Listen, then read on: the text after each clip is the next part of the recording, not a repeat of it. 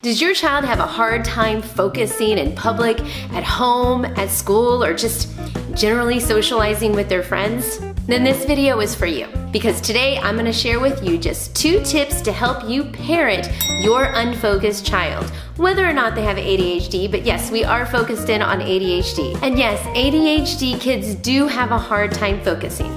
They're known for that. So welcome to 2 Tip Tuesday. My name is Ailani. This is our channel Living with Eve. But let's just get started with tip number 1. Don't be afraid to use a timer. For kids, there are so many daunting tasks, especially when it comes to schoolwork and homework, whether it's math or spelling or writing or grammar or all of them. Instead of focusing on getting the task done, focus on getting them focused on the task. Remember, some ADHD kids would rather sit in timeout for 3-4 hours than sit and do something really hard that they have to use their mental energy on for 15 minutes. It's torturous for them. Here's an example.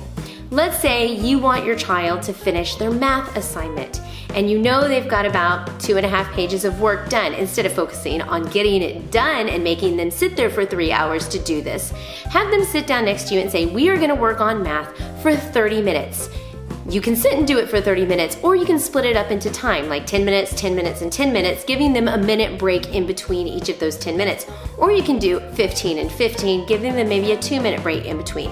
Eventually working your way up to that 30 minutes of strong mental effort and focus. You're gonna have to probably sit down next to them, get a book to read, get some planners to plan in, get your phone out, and remind them when they get off task to get back on task with a pencil tap, a shoulder tap, hey look, something very, very gentle, a gentle reminder. And before you know it, they have it done, or at least 30 minutes of it done. If you're in a situation where you have to get the assignment done by the next day, you can try breaking it up through the day. Maybe take 30 minutes, and then take an hour or 2 break in between, then do 30 minutes, so on and so forth. That way they can have that 30 minutes of focused time and not have to worry about getting it done, because they will sit there for 3 hours staring out the window and getting nothing done.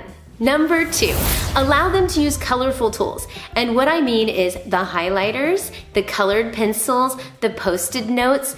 Teach them how to properly highlight things as they're reading. Teach them about keyword phrases and keywords in paragraphs. Use colored pencils to help you with multi-step mathematical problems.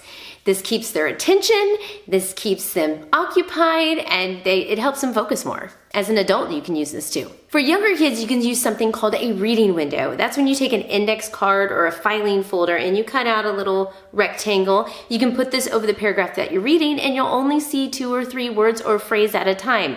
This keeps the distractions out and the kids focused on what's in front of them. I'm gonna give you a third one. I know it's 2 Tip Tuesday. I'm giving you a third one because I thought it was cool, and that's what I'm gonna do. So number 3, music, silence, noise machine, or even a metronome. When things have a rhythmic kind of feel to it, it can help keep that kid on task and focus. That's why there's so many studies on music helping build brain development. You can check out some of that stuff. I even have a video that kind of talks a little bit about that, and I'll stick a link right up there.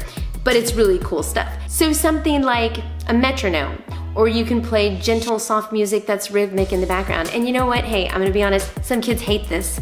And instead, with those kids that just need silence, don't be afraid to get them some earphones to put on their head that muffles out the sound. Totally okay, and it totally works for them. Get to know your kid, get to know what they need, and if you're interested in learning more about how to help your kid with shopping in public, check out that video.